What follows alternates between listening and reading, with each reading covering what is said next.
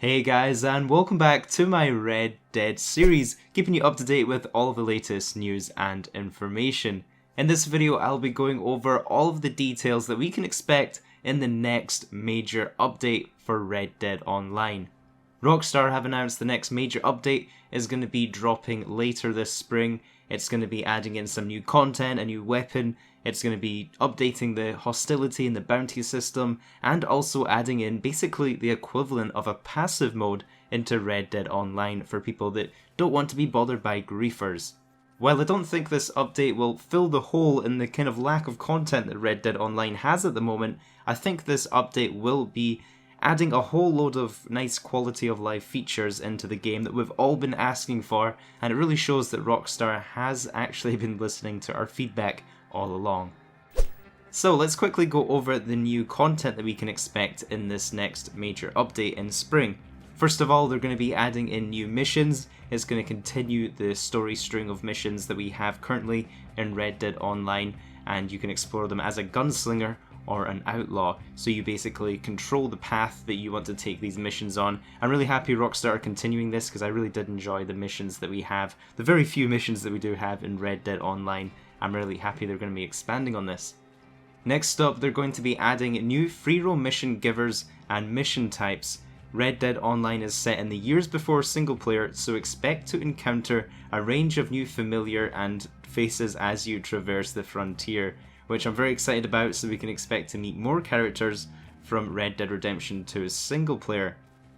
Next up, Rockstar will be introducing dynamic events, fight off ambushes, initiate rescues, defend folks in need, and more as you travel across the world.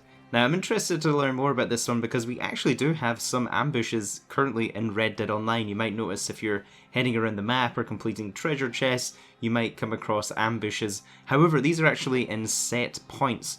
They're kind of like gang hideouts where they're in set locations around the map that you can get ambushed. So it sounds like Rockstar are going to be adding more dynamic events, kind of like how you encounter random people in the single player that you can either help out or ignore around the map. Personally, I think this is a great addition because it'll make the world seem a lot more alive. There's going to be changes to the character creation. Maybe we'll also get the ability to recreate our characters. I know a lot of people are pretty unhappy with the way their characters look because everyone was rushing to make their character and just get into Red Dead Online. I know this was something Grand Theft Auto Online added after a while, where you can recreate what your character looks like, with a fee of course. They're going to be restructuring daily challenges that eliminate hostile gameplay in Freeroam and introduce streaks for bigger rewards. This is a great update because a lot of the daily challenges at the moment are actually encouraging griefing by giving big daily challenges like kill 5 players on horseback or kill 5 players with this weapon, and it actually really encourages people to grief around the map and kill people that are just kind of minding their own business, really, just for the sake of a daily challenge.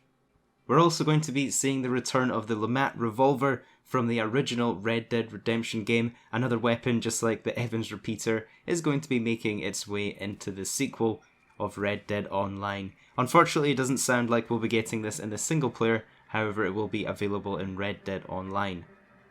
Next up, let's talk about the new hostility and bounty system coming to Red Dead Online. I do believe this is a very wanted change because currently you're almost punished for defending yourself. If you have someone pursuing you or shooting at you and you defend yourself and kill them, you're going to be punished with a bounty currently, and this new hostility update basically removes that. So Rockstar state the hostility system builds upon the anti-griefing measures added in February with smarter and responsive features that keep players immersed in the world through confrontations and PvP action. For example, players who have damage inflicted on them by attackers will be able to defend themselves without incurring bounties or hostility increases. Previously, the attacker and target would be marked as an enemy. Now the attacker who inflicts damage will be immediately marked as an enemy to the attacking player.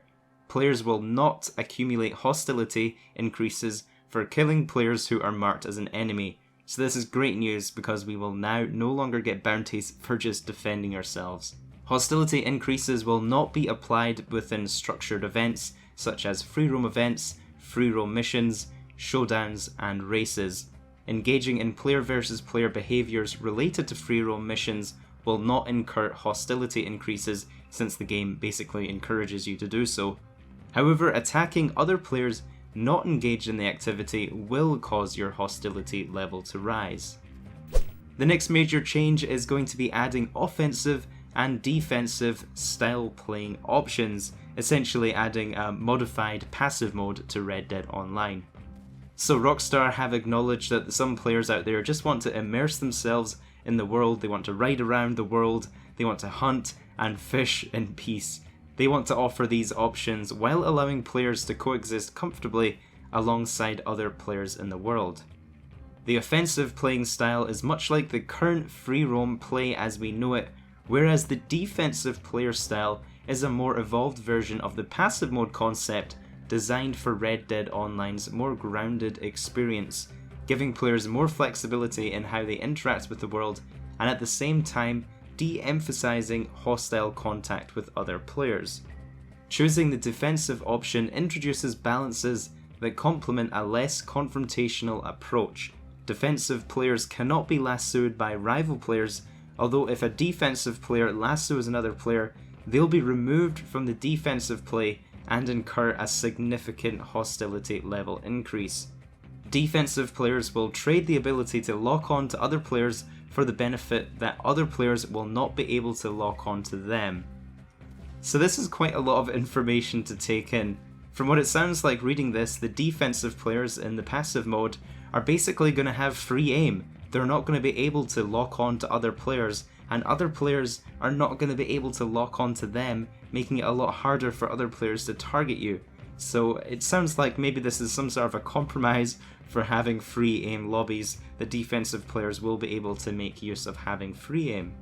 And it doesn't just end there. While defensive players can target and be targeted in free aim, they cannot deliver or receive critical hits.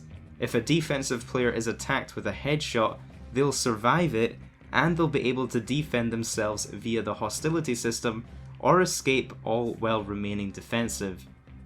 There are several adjustments that come with the defensive playing style, all of which are built to work seamlessly with systems like hostility and bounties to keep all players rooted in the world.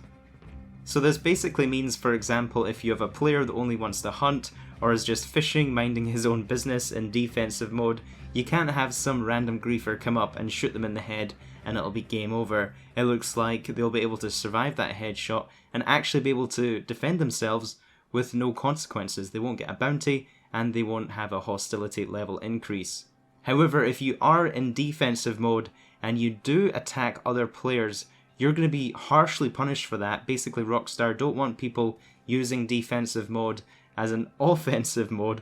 Basically, what people do in GTA Online is they go in passive mode so they can't be attacked by other players, and they kind of flick in and out of passive mode to grief other players. So it looks like Rockstar are really taking that example and making sure it cannot be used in the same way in Red Dead Online. I think overall this is a really interesting system, having two different kind of playing modes with the offensive and defensive. It basically gives every player in Red Dead Online a style that they want to use, while also not breaking the immersion. You know, if we had people using the passive mode that we have in GTA Online, running around like ghosts, it would kind of break the immersion in Red Dead Online for a lot of players. So I think this is a nice kind of compromise for both sides of the table, people that want to be outlaws and people that want to just mind their own business. So that's all the content that Rockstar have announced so far for the next major update to come to Red Dead Online. They've set a release date of sometime in spring. We don't really have any indication other than that when we can actually expect this update. However, Rockstar have announced in a separate newswire post their basically schedule for the next 3 weeks, so we know it's going to be at least 3 weeks before we'll see this update. I still see so many people requesting a story mode DLC to Red Dead Redemption 2. Basically every time Rockstar makes a new update or an announcement, or even a tweet about something unrelated, there'll be loads of people requesting a story mode DLC. I actually made a whole video addressing this, talking about all the story mode DLC rumours, and I'd totally recommend watching that if you guys are holding out for a story mode DLC for Red Dead Redemption 2. Other than that, I hope you all enjoyed the video. You're always welcome to leave your thoughts and opinions down in the comments section of what you think of this upcoming update. If you did watch this video all the way to the end, I'd really appreciate if you could leave a like on the video, and don't forget to subscribe if you are new to my channel so you don't miss out on any future updates. Have a good one guys, and I'll see you in the next video.